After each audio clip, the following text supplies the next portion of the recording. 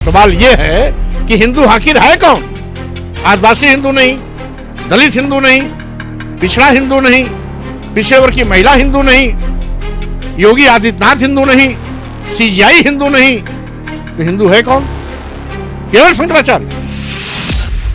अपनी जनता पार्टी के राष्ट्रीय अध्यक्ष और उत्तर प्रदेश सरकार के पूर्व मंत्री स्वामी प्रसाद मौर्य जी हमारे साथ बातचीत के लिए हैं। सर, एक आपका सोशल मीडिया पर पोस्ट बहुत वायरल हो रहा है। आप उसमें शंकराचार्य पर निशाना साध रहे हैं और योगी आदित्यनाथ उत्तर प्रदेश के मुख्यमंत्री की तारीफ कर रहे हैं। क्या है पूरा मामला? आप तो सरकार पर इतना मुखर रहते हैं, अब तारीफ? पहली बात तो तारीफ का कोई औचित्य नहीं उठता।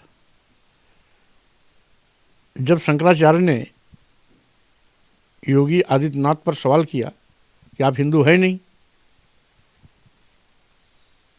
तो उस पर मैंने टिप्पणी किया है कि जब शंकराचार्य के अपमान की बात होती है तो पूरे देश में हो हल्ला मच जाता है। एक वर्ग जात विशेष के लोग अपमान की रट लगा देते हैं।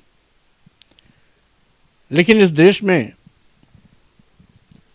जब देश के राष्ट्रपति द्रौपदी मुर्मू जी को जगन्नाथ के मंदिर में जाने से जाने से रोका जाता है, तो क्या वो राष्ट्रपति का अपमान नहीं है?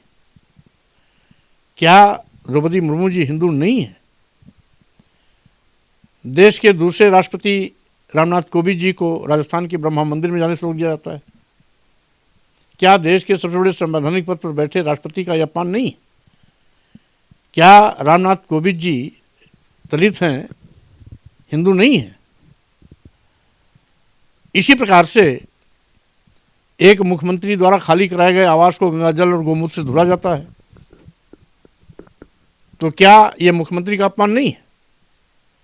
और वो मुख्यमंत्री पिछड़ी जात का है, तो क्या वो हिंदू नहीं है? इसी प्रकार से सीजीआई इंडिया पर जूता फेंका जाता है, तो क्या सीजीआई हिंदू नहीं है? अगर हिंदू है तो उसके अपमान पर लोग चुप क्यों? रही बात दो भागताचार्य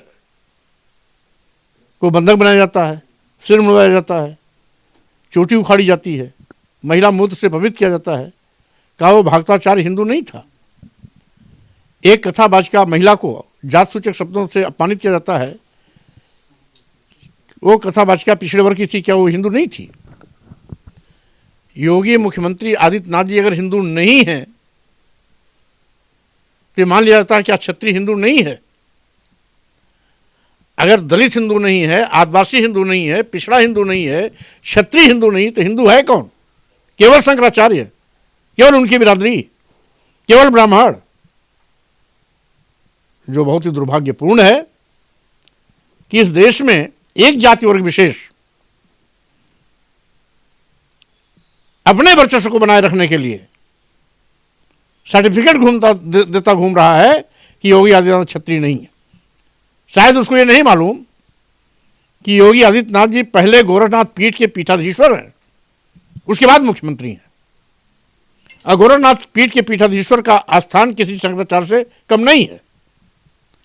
और अगर गोरखनाथ पीठ का पीठाधीश्वर शंकराचार्य से स्थान कम नहीं है और उस पर कहा जाता है हिंदू नहीं है, तो हिंदू है कौन?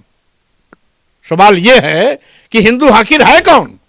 आदिवासी हिंदू नहीं, दलित हिंदू नहीं, पिछड़ा हिंदू नहीं, पिछड़े वर्ग की महिला हिंदू नहीं, योगी आदित्यनाथ हिंदू नहीं, सीजीआई हिंदू नहीं, तो हिंदू है कौन? केवल शंकराचार्य। स्वाभाविक रूप से ऐसे धर्म के ढकोसलेबाजों से देश को सावधान रहना है, जो जातवाद के नंगा नाच के बल पर समाज को हमेशा बांटने की कोशिश करते हैं और दूसरों को नीच होने का प्रमाण पत्र देते रहते हैं। सर, जिस तरह से शंकराचार्य के स्नान करने पर जो विवाद हुआ, अब कहा यह जा रहा है कि 1 तारीख को एक बड़ा स्नान फिर है, शंकराचार्य आएंगे या नहीं आएंगे, इस पर सवाल हो रहा है।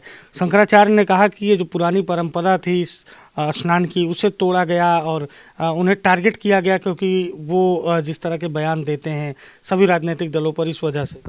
पुरानी परंपरा की अगर बात करते हैं तो कुंभ मेला बौद्धों द्वारा लगवाया गया था। ये बौद्धिस्ट तीर्थ स्थल था और बौद्धों का एक कार्यक्रम होता था। 8वीं शताब्दी के बाद में इस पर तथाकथित हिंदू धर्मावलंबियों ने अपना पर्व मना लिया। अगर आप परंपरा की बात करेंगे तो इनको आने नहीं चाहिए। अगर आते हैं स्नान करने के लिए, धर्म में सबका स्वागत है, तो कोई बग्घी से जाना जरूरी है क्या? कोई सोने के सिंहासन नुमा पालकी से जाना जरूरी है क्या? क्या उनके जाने से कानून व्यवस्था ध्वस्त नहीं होगी क्या? क्या लाइन ऑर्डर एक के बिना पर तोड़ा जा सकता है क्या? क्या शंकराचार्य व्यक्ति विशेष हैं और सब कीड़े मकोड़े हैं क्या? इसलिए ऐसे ढोंगियों और पाखंडियों के ढकोसलों से समाज को सावधान रहने की आवश्यकता है, देश को सावधान रहने की आवश्यकता है। एक आखिरी सवाल है सर, आपके राजनीतिक रूप से बेहद करीबी हैं असदुद्दीन ओवैसी।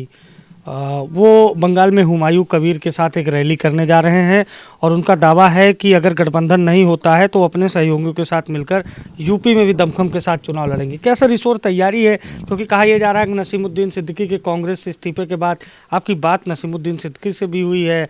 आप नसीमुद्दीन सिद्दीकी, ओवैसी, चंद्रशेखर रावण, पल्लवी पटेल मिलकर एक बड़ा समीकरण बनाने जा रहे हैं। बहरहाल नसीमुद्दीन सिद्दीकी साहब, हम सभी लोग बीएसपी में कभी एक साथ थे, हम दोनों पुराने मित्र हैं। अगर हमारी उनकी वार्ता हुई है तो कोई नई बात नहीं है, स्वाभाविक है।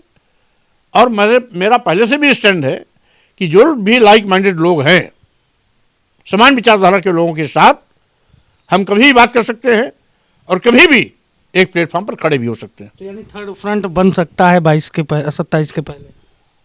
आगे आगे देखिए होता है क्या।